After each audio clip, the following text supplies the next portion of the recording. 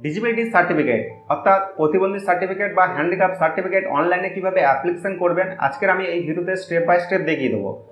দেখুন, এই disability certificate বা প্রতিবন্ধী সার্টিফিকেট অ্যাপ্লিকেশন করা খুবই সহজ, কারণ অনলাইনে প্রতিবন্ধী সার্টিফিকেট বা ডিসেবিলিটি সার্টিফিকেট অ্যাপ্লিকেশন করার জন্য বিশেষ কোনো ডকুমেন্টসের প্রয়োজন নেই।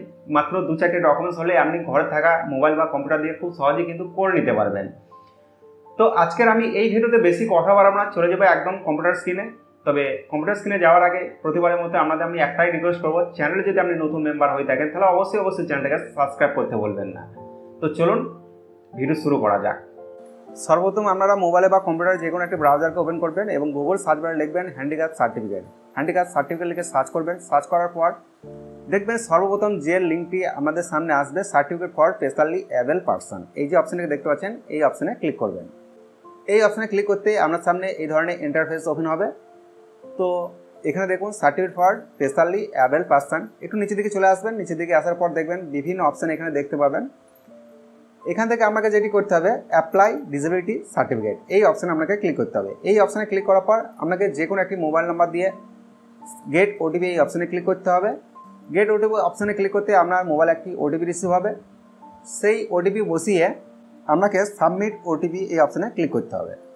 সাবমিট ওটিপি অপশানে ক্লিক করতে আপনার সামনে দেখবেন অ্যাপ্লিকেশন করার যে ফর্ম সেটা পুরোপুরিভাবে ওপেন হয়ে যাবে এবং আপনাকে এই টোটাল ফর্মটা ফিল আপ করতে হবে। তো ফর্মটা কীভাবে ফিল আপ করবেন আমি স্টেপ বাই স্টেপ দেখিয়ে দিচ্ছি, আমি ডেমো পারপাস দেখাচ্ছি।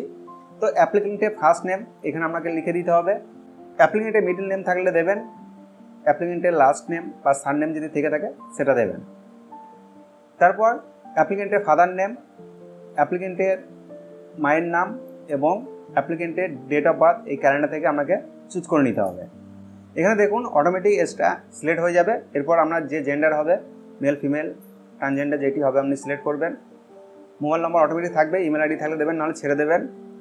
মার্ক অফ দি আইডেন্টিফিকেশান কোনো চিহ্ন থাকলে দেবেন, নাহলে ছেড়ে দেবেন। ক্যাটাগরি SC ST OBC যেটা হবে আপনি সিলেক্ট করবেন। ব্লাড গ্রুপ জানা থাকলে দেবেন, না জানা থাকলে ছেড়ে দেবেন। ম্যারিটাল স্ট্যাটাস যেটা হবে, ম্যারিড আনম্যারিড যেটাই হোক না কেন সেটা আপনি এখানে দিয়ে দেবেন।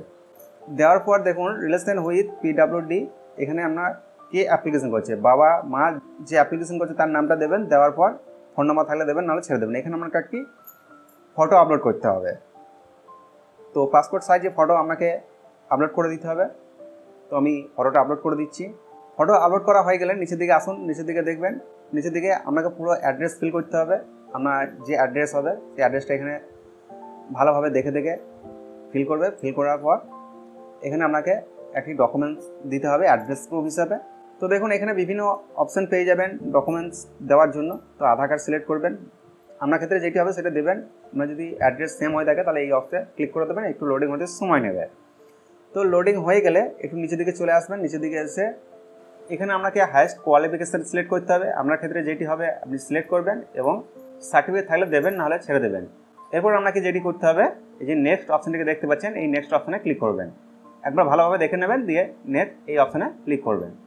নেক্সট অপশানে ক্লিক করতে আপনার সামনে এই ধরনের ইন্টারফেস ওপেন হবে। এখানে দেখুন disability details, do you have disability certificate, যদি আপনার কাছে সার্টিফিকেট থেকে থাকে তাহলে ইয়েস করবেন, না হলে নো করবেন।